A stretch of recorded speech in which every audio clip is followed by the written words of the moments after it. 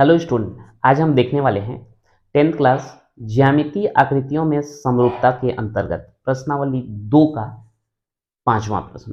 मैं हूं परमानंद पटेल। स्वागत है आपका आपके अपने चैनल PN पटेल क्लासेस पर। तो आइए देखते हैं प्रश्न क्रमांक 5। आकृति में यहां पर एक आकृति दिया गया है DF समांतर AE।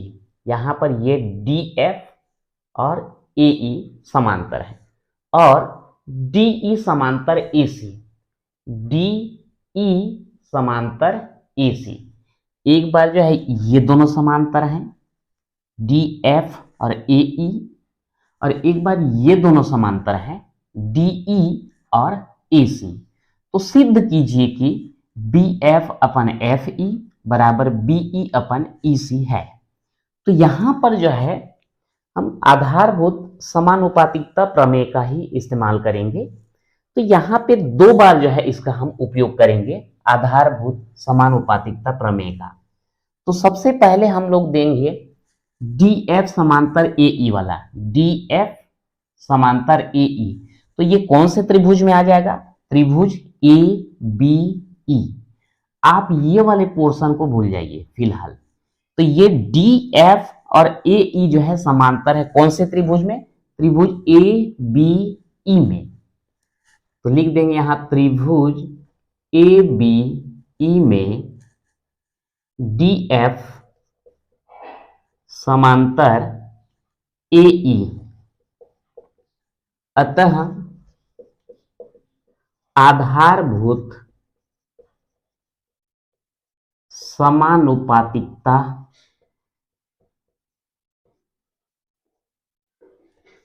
प्रमेय से, आधारभूत समानुपातिकता प्रमेय से हमको मालूम है कि अगर किसी त्रिभुज में एक भुजा के समांतर दूसरी रेखा खींची जाए तो वो जो है बाकी 2 भुजाओं को समान अनुपात में जो है विभाजित करती है। तो यहां पर वही हो रहा है, त्रिभुज ABE में अगर ये AE को एक भुजा मानते हैं तो इसी के समांतर ये रेखा खींचा गया है। तो ये रेखा यानी कि ये बिंदु D और यहां पर बिंदु F, AB और BE को समान अनुपात में विभाजित करेंगे। तो उस कंडीशन में क्या हो जाएगा? AD बटे DB बराबर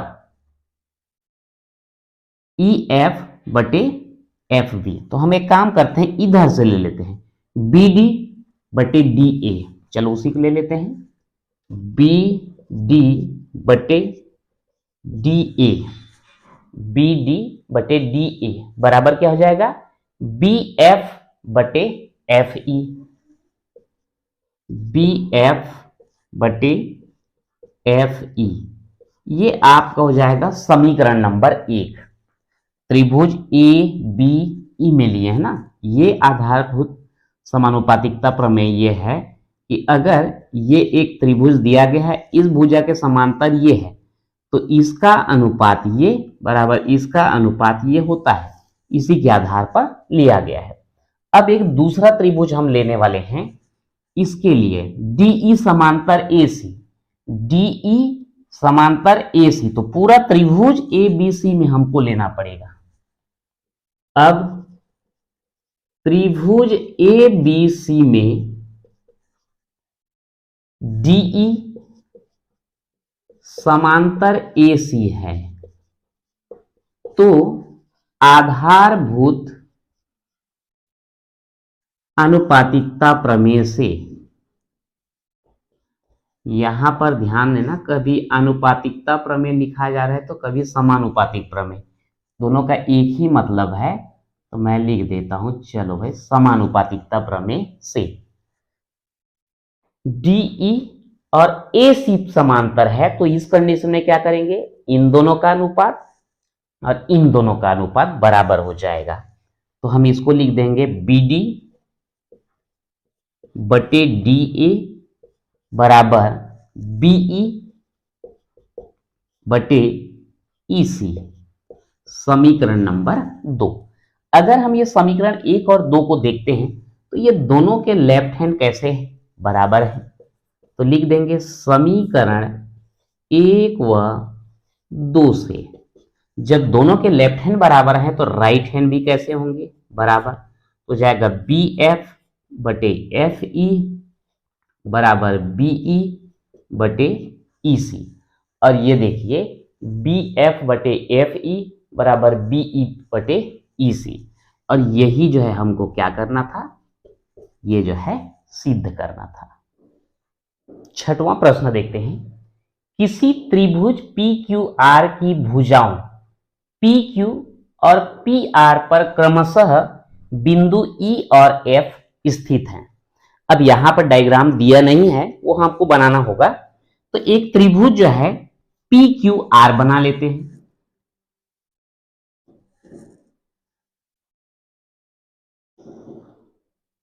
ये हो गया आपका त्रिभुज पी क्यू आर। इस पी क्यू आर में भुजा पी क्यू में बिंदु ई है। ये भुजा पी क्यू, यहां पर एक बिंदु ले लेते हैं ई, और पी आर में जो है एफ है, पी आर में एफ। अब यहां पर अंदाज से मैं ले लिया हूं, नाप कितना है नहीं पता। निम्नलिखित में से प्रत्येक स्थिति के लिए बताइए कि क्या ई एफ समांतर क्यू आर। ये जो ई एफ है ये क्यू आर के समांतर है कि नहीं, वो हमको सिद्ध करना है, मतलब बताना है। कब? पहला कंडीशन में पीई का मान दिया है 3.9, PE 3.9, E Q 3 centimetre, E Q 3 centimetre, P F 3.6, ये पी एफ 3.6 और एफ आर 2.4, एफ आर 2.4। ये हमको नाप दे दिया गया है। PE 3.9, E Q 3, P F 3.6 और एफ आर जो है 2.4 सेंटीमीटर है। तो इस कंडीशन में हमको बताना है कि ई एफ और क्यू आर समांतर हैं या नहीं। तो इसके लिए हम क्या करेंगे, आधारभूत समानुपातिकता प्रमेय का ही इस्तेमाल होगा यहां पर भी। तो हम पीई बटे ई क्यू निकाल लेते हैं और पी एफ बटे एफ आर निकाल लेते हैं। तो आइए यहां पर देखेंगे, त्रिभुज पी क्यू आर में पीई बटे ई क्यू, तो पीई कितना है 3.9 और ये है आपका 3। अगर हम इसको भाग देते हैं, 3 एकम 3, 3 तिया 9, तो पीई बटे ई क्यू का मान हमको कितना मिला 1.3। समीकरण 1 लिख देते हैं। अब उधर वाला पोर्शन ले लेते हैं, पी एफ बटे एफ आर। अब पी एफ बटे एफ आर, तो वहां पर दिया गया है 3.6 बटे 2.4। ऐसे कंडीशन रहता है तो मान लेते हैं यहां पर ये आपका दशमलव, यहां पर दशमलव, दशमलव के बाद एक अंक, दशमलव के बाद एक अंक। तो उस कंडीशन में दोनों का दशमलव हट जाता है। कारण अगर इसको हटाना है तो बटे करके 1 और इसके बाद एक अंक है तो 1 0। इसको हटाना है तो दशमलव के लिए 1, इसके बाद एक अंक है तो 1 0। ये दोनों कट जाते हैं तो यहां पर 36/24 हो जाता है। तो आप उसको उतना डिटेल न लिखें तो भी चलेगा, सीधा सीधा हम इसको लिख देंगे 36/24। ठीक है। अब यहां पर जो है 36/24 हमको प्राप्त हुआ है। यहां पर एक बार देख लेते हैं, 3.9 और ठीक है, चलो अब इसको जो है हम लोग भाग दे करके देखते हैं। तो ये 2 से कटेगा, 2 एकम 2, 2 दूनी 4। ये 2 से कटेगा, 2 एकम 2, 1 बचा 16, 2 अट्ठे 16। और किससे जाएगा, फिर 2 से दे देते हैं, 2 चेका 12, 2 निया 18।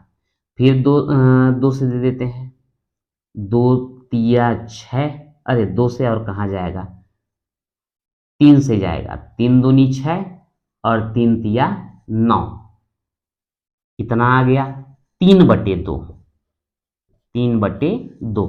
अब इसको भाग दे दीजिए, 2 एकम 2, 1 बचा, दशमलव लगाओ, 0 बढ़ा दो तो 2 पंछी कितना हो जाएगा 10। तो यहां पर कितना आ गया 1.5। तो यहां पर जो है कितना मिला हमको 1.5। समीकरण 2।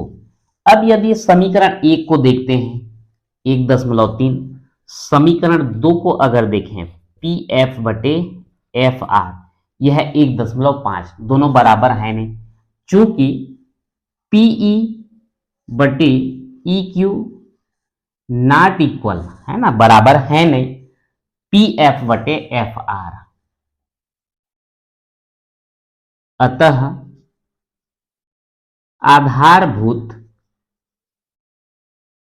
समानुपातिकता प्रमेय से ये जो है EF और QR समांतर नहीं है। तो यहां पर जो है पहला वाला कंडीशन में ये दोनों भुजा जो है आपस में समांतर नहीं है। अब यहां पर दूसरा कंडीशन देखते हैं, यदि PE बराबर 4 सेंटीमीटर, हमने लिख दिया PE 4 centimetre, QE 4.5 centimetre, QE 4.5 centimetre, PF 8 centimetre, यह है PF 8 सेंटीमीटर, RF 9 सेंटीमीटर, ये RF 9 सेंटीमीटर।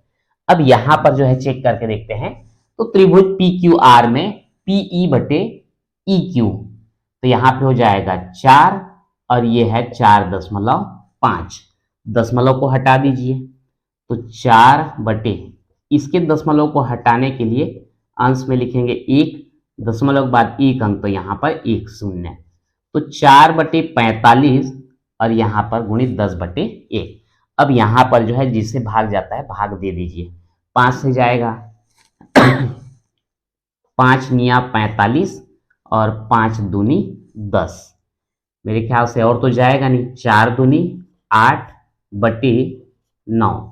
अब यहाँ पे 8/9 दिया गया है तो उसको जो है रहन देते हैं, PE/EQ समीकरण 1 बिल्कुल सही है। अब जो है दूसरे साइड का तो स्पष्ट दिख रहा है, PF/FR बराबर 8/9, समीकरण 2।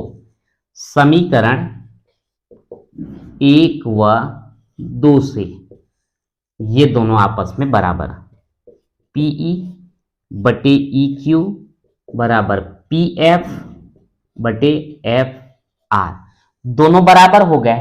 अतः आधारभूत समानुपातिकता प्रमेय से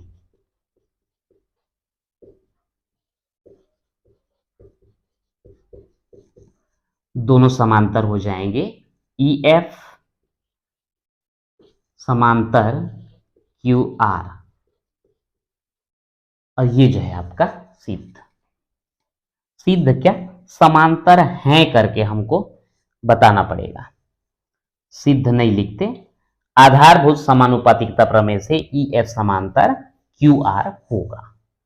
अब इसका जो है तीसरा कंडीशन देखते हैं, PQ बराबर 1.28, ये PQ 1.28, PR 2.5 है, ये P से R 2.5 है, PE 0.18, PE 0.18 और PF, ये है PF 0.36 सेंटीमीटर। तब हम अब इसमें जो है देखते हैं कि समांतर होगा या नहीं होगा। तो ये काम करते हैं, जैसे हम आधारभूत आनुपातिकता प्रमेय में देखते हैं, तो इसका बटे ये अगर लेते हैं तो इसका बटे ये मिलना चाहिए। लेकिन इसमें जो है ये छोटी भुजा दिया गया है और पूरा बड़ा वाला भुजा दिया गया है यहां से यहां तक का, तो हम ये PE बटे PQ ले लेते हैं। तो त्रिभुज PQR में PE बटे PQ, तो PE का मान है 0.18 और PQ का है 1.28। अब इसको हल करने के लिए दशमलव हटाना पड़ेगा, तो यहां पर दशमलव के बाद 2 अंक, यहां पर भी दशमलव के बाद 2 अंक, तो सीधे सीधे हट जाएंगे। तो ये हो जाएगा 18/128। अब इसको जो है कटा देते हैं, 2 से कटेगा, 2 निया 18, ये हो जाएगा 2 छक्का 12 और 2 चौक 8। अब इसके बाद 9/64 आ रहा है, ठीक है। अब ये आपका 3 से कटेगा और ये जो है 2 से कटेगा, तो फिलहाल तो और ज्यादा कटेगा नहीं, 9/64 हम इतना ही लिख देते हैं। ये समीकरण 1। राइट साइड का अगर लेंगे तो उधर का ले लेते हैं PF बटे PR। PF में है 0.36 और 2.56। यहां पर भी सेम कंडीशन है, दशमलव के बाद 2 अंक, दशमलव के बाद 2 अंक, तो सीधा हो जाएगा 36/256। कटा दीजिए, कटाएंगे तो यहां पर हो जाएगा 2 एकम 2 और 2 अट्ठे 16, 2 एकम 2, 2 दूनी 4, 1 बचा 16 हो जाएगा, 2 अट्ठे 16। फिर 2 से कटाइए, 2 निया 18, ये 2 छक्का 12 और 2 चौक 8, तो इधर भी हमको कितना मिल गया, 9/64। समीकरण 1 में भी 9/64, समीकरण 2 में भी 9/64। दोनों के राइट हैंड बराबर हैं, तो दोनों के लेफ्ट हैंड भी कैसे हो जाएंगे, बराबर हो जाएंगे। तो यहां हम लिख देंगे समीकरण 1 व 2 से क्या हो जाएगा, PE बटे PQ बराबर PF बटे PR, PF बटे PR। अतः आधारभूत समानुपातिकता प्रमेय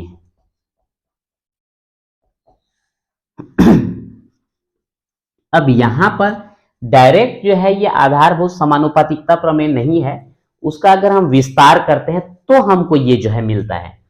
तो आप एक चीज लिख सकते हैं, आधारभूत समानुपातिकता प्रमेय के विस्तार से लिख दें, कि विस्तार से EF समांतर QR होगा। तो यहां पर हमने देखा तीनों ही कंडीशन में हम देख लिए, पहला कंडीशन ये दोनों जो है समांतर नहीं था, और दूसरा और तीसरा में जो है ये दोनों जो है समांतर प्राप्त हुआ है। तो इस प्रकार से जो है हम प्रश्नावली 2 का 5वां और 6वां 2 क्वेश्चन कवर किया। तो आज के वीडियो में इतना ही, मिलते हैं नेक्स्ट वीडियो में।